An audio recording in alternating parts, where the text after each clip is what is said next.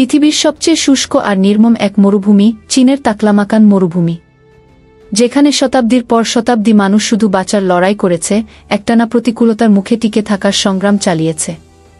সেই মরুভূমিতে আজ এমন এক দৃশ্য যা মনে হতে পারে যেন কোনো কল্পবিজ্ঞান সিনেমার অংশ। জলের নিচে সাঁতরে বেড়াচ্ছে লক্ষ লক্ষ মাছ। এটা কোনো কল্পকাহিনী নয়, বরং বাস্তবের গল্প। চীনের ব্লু ডেজার্ট রেভলিউশন, যেখানে মরুভূমির বুকে জেগে উঠেছে নতুন জীবন ও সম্ভাবনার মহাসমুদ্র। তাকলামাকান মরুভূমি হল চীনের সবচেয়ে বড় মরুভূমি এবং পৃথিবীর অন্যতম বৃহৎ বালির অঞ্চল। এখানে গ্রীষ্মকালে তাপমাত্রা অনেক সময় 50 ডিগ্রি সেলসিয়াস ছাড়িয়ে যায় এবং বার্ষিক বৃষ্টিপাত মাত্র 10 মিলিমিটার। একেবারে শুষ্ক, প্রাণহীন, অবিরাম বালি আর রুক্ষ বাতাসের রাজত্ব। কিন্তু আজ এই মরুভূমির ভেতরে চীন সরকার দাঁড় করিয়েছে বিশাল বিশাল কৃত্রিম জলাধার, যেখানে কৃত্রিম সামুদ্রিক পানি তৈরি হচ্ছে, অর্থাৎ সিনথেটিক সল্ট ওয়াটার। একটি বিশেষ প্রযুক্তি ব্যবহার করে তারা মাটির নিচ থেকে পানি টেনে এনে সেটার সঙ্গে লবণ মিশিয়ে তৈরি করেছে একরকম নকল সমুদ্র। এই জলে জন্ম নিচ্ছে লবণপানির মাছ, যেমন ল্যাটস, সি বাস, শ্রিম্প, এমনকি অক্টোপাসও। সবকিছুই নিয়ন্ত্রিত হচ্ছে অত্যাধুনিক কম্পিউটার ও মেশিনের মাধ্যমে। পানি, তাপমাত্রা, অক্সিজেনের মাত্রা, লবণের পরিমাণ সবকিছুই সেন্ট্রালাইজড কন্ট্রোল সিস্টেম দ্বারা নিয়ন্ত্রিত।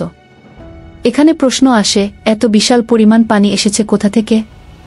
চীন ব্যবহার করছে তাদের উন্নত সিস্টেম অফ আর্টিফিশিয়াল ইরিগেশন ও পানির রিসাইক্লিং প্রযুক্তি।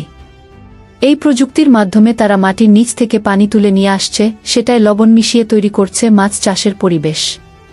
এই প্রকল্পের পেছনে রয়েছে চীনের একটি বৃহৎ লক্ষ্য, ফুড সিকিউরিটি বা খাদ্য নিরাপত্তা।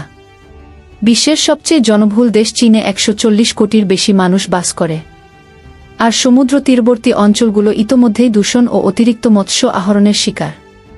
সুতরাং চীন খুঁজছে নতুন বিকল্প, নতুন পথ, ব্লু ফুড সাপ্লাই চেইন মরুভূমির বুকে। এই প্রকল্পকে অনেকেই ডেকেছে চু ডেজার্ট অ্যাকুয়াকালচার মিরাকল বা মরুভূমির মাছ চাষের অলৌকিক কাহিনী। তবে সবকিছু এত সহজ নয়। এই প্রকল্পে কোটি কোটি ডলার বিনিয়োগ হয়েছে এবং এটি চালাতে গেলে একটু ভুলের জায়গা নেই। একটি ছোট ত্রুটিতেই পুরো মাছ চাষ সেন্টার ধ্বংস হয়ে যেতে পারে। আর পরিবেশবিদদের উদ্বেগও রয়েছে, মাটির নিচ থেকে অতিরিক্ত পানি তোলা এবং অধিক লবণ মিশ্রণ স্থানীয় ইকোসিস্টেমের জন্য ক্ষতিকর হতে পারে। তবুও সরকার বলছে সবকিছু বড়ই সতর্কতার সঙ্গে পরিকল্পনা করা হয়েছে এবং তারা এই প্রযুক্তি রপ্তানি করতে চায় আফ্রিকা, মধ্যপ্রাচ্য সহ বিশ্বের বিভিন্ন মরুভূমি এলাকায়। এই প্রজেক্ট কি টিকে থাকবে? জলবায়ু পরিবর্তনের যুগে চীন কি এই সাহসী পদক্ষেপ দিয়ে খাদ্য সংকট মোকাবিলায় অন্য দেশগুলোর জন্য দৃষ্টান্ত তৈরি করবে? অথবা একদিন ইতিহাস এটাকে বলবে এক বিপজ্জনক জুয়া? সময়ের সঙ্গে আমরা হয়তো উত্তর পেয়ে যাব। কিন্তু আজ, যেখানে একসময় ছিল শুধুই বালি আর মৃত্যু, সেখানে জেগে উঠেছে জীবন, সম্ভাবনা আর নতুন এক মহাসমুদ্র। এই ছিল তাকলামাকান মরুভূমির বুকে জেগে ওঠা চীনের মাছচাষ বিপ্লবের গল্প।